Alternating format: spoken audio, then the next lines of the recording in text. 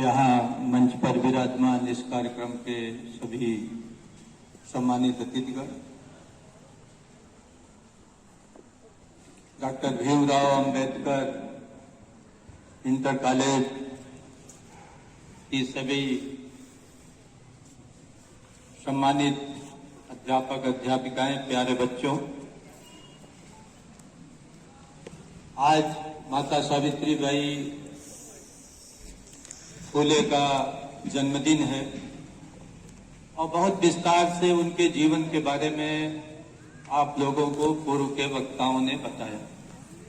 जब हम किसी महापुरुष का जीवन के बारे में, उनके जन्मदिन के बारे में कोई समारोह या महोत्सव मनाते हैं तो निश्चित रूप से उनके कृतित्व और व्यक्तित्व पर चर्चा होती है। और हम सावित्रीबाई फुले का आज जन्मदिन क्यों मना रहे हैं? भाई क्या ऐसी खूबी थी, क्या ऐसी बात थी, इस पर चिंतन मनन करने की जरूरत होती है। यहाँ सभी अध्यापक हैं और doctor Bhimrao Ambedkar inter college के अध्यापक हैं और इस कॉलेज की हमारी ये बच्चियां बैठी हैं, काफी संख्या में थी, लेकिन अब तो 1/4 रह गई है। तो निश्चित रूप से जब आप एक ऐसे महापुरुष के कॉलेज में पढ़ रहे हैं तो उस महापुरुष के कृतित्व व्यक्तित्व के साथ साथ उनकी पूरी विचारधारा के बारे में आप लोगों को निश्चित रूप से चिंता भी होगी और उस पर चिंतन मनन अब तक किए भी होंगे, आपको जानकारी भी होगी। आप लोगों को ये पता होना चाहिए कि इस देश में बहुत समय तक तो ये देश बुद्धमय रहा। भगवान बुद्ध के उदय से हर्षवर्धन तक उत्तर भारत में यानी लगभग 8वीं शताब्दी तक और वंश रहा लगभग 12वीं शताब्दी के मध्य तक। तो ये बुद्धमय भारत रहा और बुद्धमय भारत में जितनी स्वतंत्रता हमारी महिलाओं को, हमारी बच्चियों को हो सकता है उतनी स्वतंत्रता थी, उतनी बराबरी थी, शिक्षा का अधिकार भी था। लेकिन राजपूत काल से कुछ ऐसा इस देश में एक व्यवस्था बनी। पहले भी मनुस्मृति बनाया तो इन्होंने पहले भी, लेकिन मनुस्मृति लागू करने के लिए इनको राज सत्ता का संबल नहीं मिला, क्योंकि ज्यादातर राज सत्ता के पोषक लोग बौद्ध धर्मानुयायी थे या कुछ ऐसे थे जो सर्व धर्मानुयायी थे, उनका किसी धर्म से बहुत कुछ लेना नहीं था। लेकिन राजपूत काल के बाद एक ऐसी व्यवस्था दी गई कि इस देश में 3 वर्ण के तो लोग पढ़ेंगे और चौथे वर्ण के लोग पढ़ेंगे नहीं और सारी महिलाएं नहीं पढ़ेंगी। अब आप बच्चियां हैं, अध्यापिकाएं भी हैं, आप कल्पना कर सकते हैं कि अगर हमारे देश की बच्चियां कोई न पढ़े तो क्या इस देश की उन्नति, प्रगति, विकास इस देश का हो सकता है? और कितना बड़ा ये अन्याय है, ये जघन्य अपराध है, कितना बड़ा ये अमानवीयता है, ये मानवाधिकार का हनन है कि हम सारी बच्चियों को लिखा पढ़ी में एक कानून बनाकर को उनको पढ़ने से वंचित किए।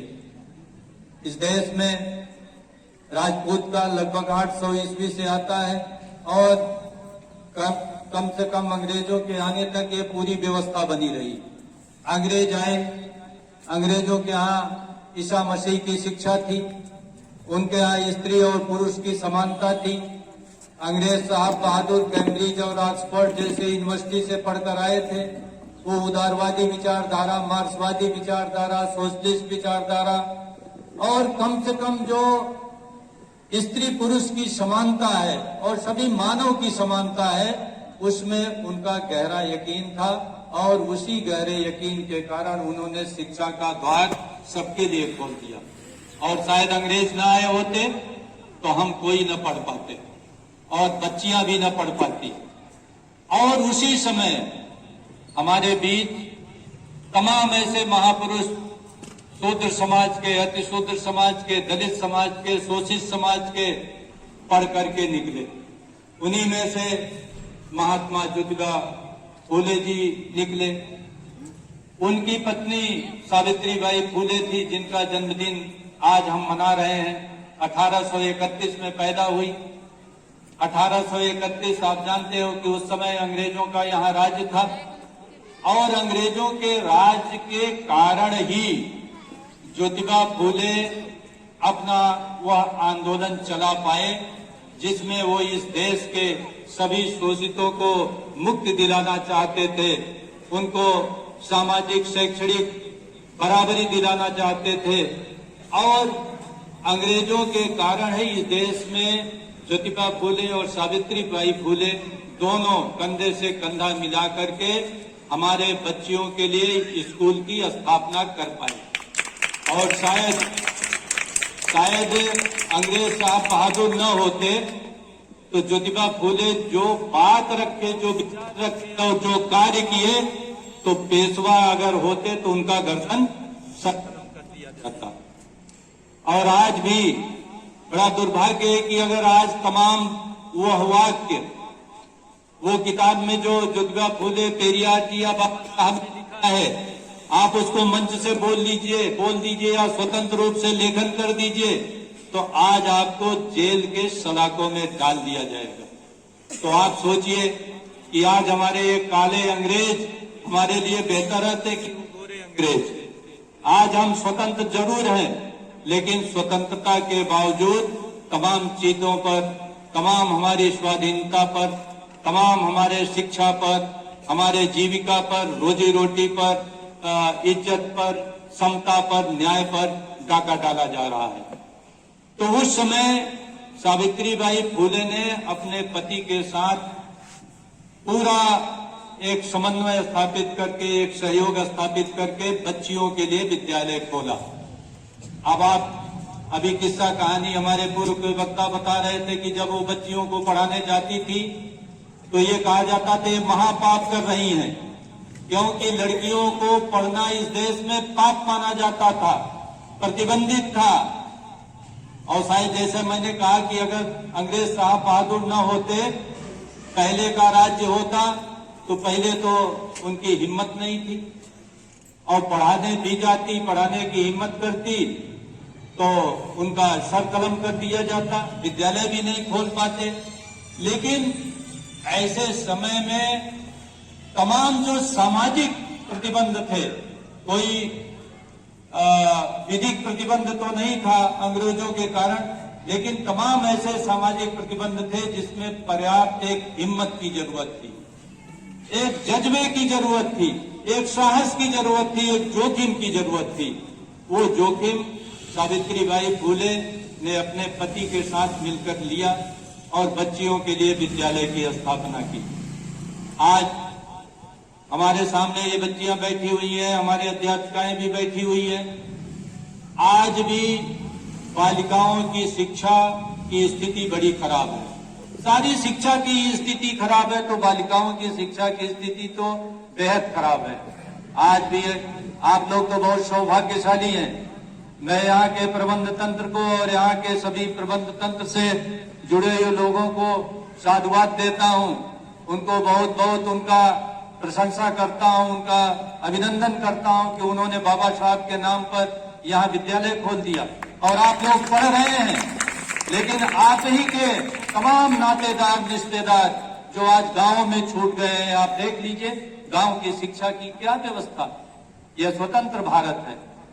अब तो हम नहीं कह सकते ना कि कोई अंग्रेज साहब बहादुर राज्य कर रहे हैं, हमें हमारा शोषण कर रहे हैं, हमें अशिक्षित रखना चाहते हैं, हमें अशिक्षित रख करके हमको ये चाहते हैं कि हम उनके विरुद्ध विद्रोह न कर सके। अब तो ऐसी बात नहीं है भाई। देश में देश स्वतंत्र है, अपने लोग शासन कर रहे हैं, लेकिन अपने लोग शासन करने के बावजूद आज गांव की शिक्षा को अगर आपको 100 में नंबर देना हो तो कई नंबर देंगे भाई। गांव की शिक्षा को कई नंबर देंगे, हम तो उनको 5 नंबर से ज्यादा नहीं देंगे। सही बताए, 5 नंबर से ज्यादा उनको नहीं मिलेगा। तो आज ये देश है, इस देश के हम निवासी हैं, इस देश के हमारे बच्चे हैं, यही हमारे कर्णधार हैं, यही हमारा भारत क्या है, राष्ट्र क्या है। आज बड़ी बड़ी लोग बात करते हैं, हम बड़े राष्ट्रवादी हैं, हम राष्ट्र का निर्माण करेंगे, हम गौरवशाली राष्ट्र बनाएंगे, हम समृद्ध राष्ट्र बनाएंगे। अरे भाई, पहले तो ये समझ लो कि राष्ट्र है क्या। बच्चों, तुम लोग पढ़ रहे हो, बड़ी बड़ी बातें पढ़ाई गई होंगी। हम बताना चाहते हैं कि इस देश में हिमालय भी हो, गंगा भी हो, गाय भी हो, चूहा भी हो, बिल्ली भी हो, चीता भी हो, टाइगर भी हो, सब कुछ हो, लेकिन हम ही ना हो तो क्या राष्ट्र बनेगा? बनेगा क्या राष्ट्र? तो राष्ट्र की मौलिक इकाई क्या है? राष्ट्र की मौलिक इकाई हम हैं, इंसान हैं। होती है be the people of India. वो हिमालय के निवासियों से, गंगा के निवासियों से इससे शुरुआत नहीं होती। Be the people of India, हम ही राष्ट्र है। इस देश में सब कुछ हो, लेकिन हम ही ना हो तो क्या राष्ट्र बनेगा? किसी देश में रेगिस्तान है, किसी देश में जंगल ही जंगल है, किसी देश में पहाड़ ही पहाड़ है, लेकिन अगर वहां इंसान है तो राष्ट्र है। राष्ट्र का निर्माण इंसानों से होता है। तो राष्ट्र समृद्ध कब होगा? जब यहाँ का नागरिक गौरवशाली होगा, एक एक बच्चा पढ़ा लिखा होगा, एक एक बच्चा शिक्षित होगा। हमारा पूरा राष्ट्र कब शिक्षित होगा? जब हम सब लोग शिक्षित होंगे। हमारा राष्ट्र गौरवशाली कब होगा? जब हम गौरवशाली होंगे। और हम गौरवशाली कब होंगे? जब मुझे शिक्षा मिलेगी, जब मुझे रोजगार मिलेगा, जब हमें रोटी मिलेगी। रोटी की व्याख्या अभी भाई महेश कुमार जी ने बड़े विस्तार से की। रोटी आएगी कहां से? रोटी रोजगार से आएगी। और रोजगार कहां से आएगा? रोजगार संसाधन से आएगा, रोजगार शिक्षा से आएगा। तो इसलिए अगर हम गौरवशाली राष्ट्र बनाना चाहते हैं तो शिक्षित नागरिक बनाना पड़ेगा, रोजगार शुदा नागरिक बनाना पड़ेगा, समृद्ध नागरिक बनाना पड़ेगा, संस्कारित नागरिक बनाना पड़ेगा। और संस्कार वह देना पड़ेगा जिससे आपके अंदर समानता का भाव, आपके अंदर करुणा का भाव, आपके अंदर न्याय का भाव, आपके अंदर एक मानवता का भाव जागृत हो, तब अच्छा संस्कार माना जाएगा। तो अगर हम एक अच्छा राष्ट्र निर्माण करना चाहते हैं तो शिक्षा को आधारशिला बनानी पड़ेगी। इस शिक्षा को आधारशिला बनाने का काम फूले दंपति ने पराधीन भारत में, अंग्रेजों के समय जब भारत हमारा स्वतंत्र नहीं था तब से वो परंपरा शुरू की। लेकिन ये दुर्भाग्य है कि जो वो परंपरा शुरू हुई वह परंपरा आगे नहीं बढ़ पाई। अब क्यों नहीं बढ़ पाई, इस पर चिंतन मनन करने की जरूरत है। कुछ तो हम लोगों के बीच से जो पढ़े लिखे लोग गए, उन्होंने अपना दायित्व नहीं समझा। अगर आज हमारे यहाँ सभी पढ़े लिखे लोग हैं, यहाँ मंच पर बैठे हुए हैं, जैसे doctor Bhimrao Ambedkar inter college की स्थापना इस कस्बे में हुई, अगर व्यक्तिगत प्रयास भी करके चाहते तो तमाम ऐसे primary school, junior high school, inter college, degree college बनाए जा सकते थे। अभी भाई महेश कुमार जी कह रहे थे कि तमाम हम शोषित समाज के लोग जहां से निकलते हैं, जिस जगह से आते हैं, जब आगे बढ़ जाते हैं तो वहां का ध्यान नहीं रहता। अगर सभी लोग अपने अपने मातृभूमि में एक एक कॉलेज बनाए होते, अगर उनको अपनी बीवी प्रिय है तो अपने ससुराल में ही एक इंटर कॉलेज बना दिए होते, कहीं भी एक इंटर कॉलेज बना दिए होते, तो आज हजारों इंटर कॉलेज हमारे इसी उत्तर प्रदेश में होते। तमाम आईएएस हैं, तमाम आईपीएस हैं, तमाम इनकम टैक्स अफसर, तमाम रेलवे में इंजीनियर, तमाम बड़े बड़े पदों पर हैं। अब मुझे फक्र है, मुझे इस बात का गर्व है कि हमने 2 इंटर कॉलेज बनाए, एक अपने गांव में बनाए और एक बरेली में जहां मैं नौकरी करता था वहां बनवाया। आज मेरे गांव में भी 1250 बच्चे पढ़ रहे हैं और मुझे ये भी कहने में गर्व है कि जिसमें आधे हमारी बच्चियां, आधी लड़कियां, लगभग 600 लड़कियां पढ़ रही हैं। और बहुत ही जैसे सुरक्षित वातावरण है, बहुत सुरक्षित वातावरण है।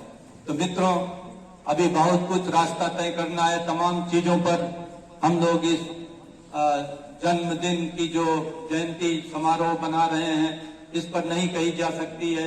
राजनीतिक बातें नहीं की जा सकती, उसको कभी हम लोग बैठेंगे तो करेंगे। लेकिन आज सावित्रीबाई फुले का जब जन्मदिन हम लोग मना रहे हैं कि ये नहीं सोच लेना चाहिए कि ये जो कुछ थोड़ी बहुत स्वतंत्रता आपको मिली है, शिक्षा की, रोजी की, रोजगार की, सम्मान की, न्याय की, समता की, ये बहुत दिन तक रहेगी नहीं अगर हम लोग न चेते। हम लोगों को ज्योतिबा फुले, सावित्रीबाई फुले, बाबा साहब जैसे महापुरुषों का जो उनका संघर्ष का रास्ता है, और वह संघर्ष का रास्ता सिर्फ संघर्ष का रास्ता नहीं था, वो एक रचनात्मक रास्ता था, वो एक क्रिएशन था, एक निर्माण का रास्ता था। और उस निर्माण के रास्ते को, उस रचना के रास्ते को हम लोगों को अपनाना पड़ेगा और जोखिम को लेना भी पड़ेगा। अगर आज हम लोग जोखिम नहीं लेंगे तो आने वाली पीढ़ी हमारी बर्बाद होगी, और ये हमारी बच्चियां अगर न सीखी, ये जोखिम लेना न सीखेंगी तो सभी लोग, आगे आने वाली पीढ़ी बर्बाद होगी। और अगर हम सभी लोग सामूहिक पराक्रम न किए, सामूहिक प्रयास न किए, तो गुलाम तो सभी होंगे। कोई राजमहल का गुलाम होगा और कोई गुलामों का गुलाम होगा। मैं आज सभी लोगों को पुनः सावित्रीबाई फुले के इस जयंती समारोह पर बहुत बहुत बधाई देता हूं, शुभकामनाएं देता हूं, मंगल कामना करता हूं, और अपने इन बच्चियों से, अपने अध्यापिकाओं से मैं उम्मीद करता हूं कि सावित्रीबाई फुले के दिखाए राह पर, उनके बनाए पथ पर, उनके आदर्श पर, उनके कृतित्व से कुछ सीख करके इस शिक्षा के कारवां को, स्वाभिमान के कारवां को, नारियों के आत्मगौरव और सम्मान के कारवां को आप आगे बढ़ाइए, उनके सशक्तिकरण को आगे बढ़ाइए। मैं समझता हूं कि ये दुर्भाग्य है, ये दुर्भाग्य है कि आज फ्रंट पेज पर कहीं न्यूज नहीं है। कायदे से जो भारत की प्रथम महिला शिक्षिका हूं, जिन्होंने बालिकाओं के लिए शिक्षा के लिए विद्यालय बनाया, जिन्होंने महिलाओं के सशक्तिकरण का काम किया, तो मैं तो समझता हूं कि ये दिन ही नारी सशक्तिकरण दिवस के रूप में पूरे देश में मनाया जाना चाहिए। लेकिन दुर्भाग्य है, ये कैसे होगा, इस पर भी चिंतन करने की जरूरत है। और मैं समझता हूं कि हम लोग सभी अगर ऐसे ही मनाते रहे, हमारी बच्चियां आगे, उनके अंदर वही क्रांति धर्मिता, वही एक सारे अशिक्षित लोगों को शिक्षा देने की, ज्ञान देने की जो उनके अंदर ललक थी, जो एक अदम्य इच्छा थी, उसी को लेकर हमारी बच्चियां आगे बढ़ेंगी। तो निश्चित रूप से जो उनका संकल्प था, जो उनकी सोच थी, वो साकार होगी। इसी के साथ अपनी बात को समाप्त करता हूं। जय ज्योतिबा फुले, जय सावित्रीबाई फुले, बाबा साहब अमर रहें, अमर रहें।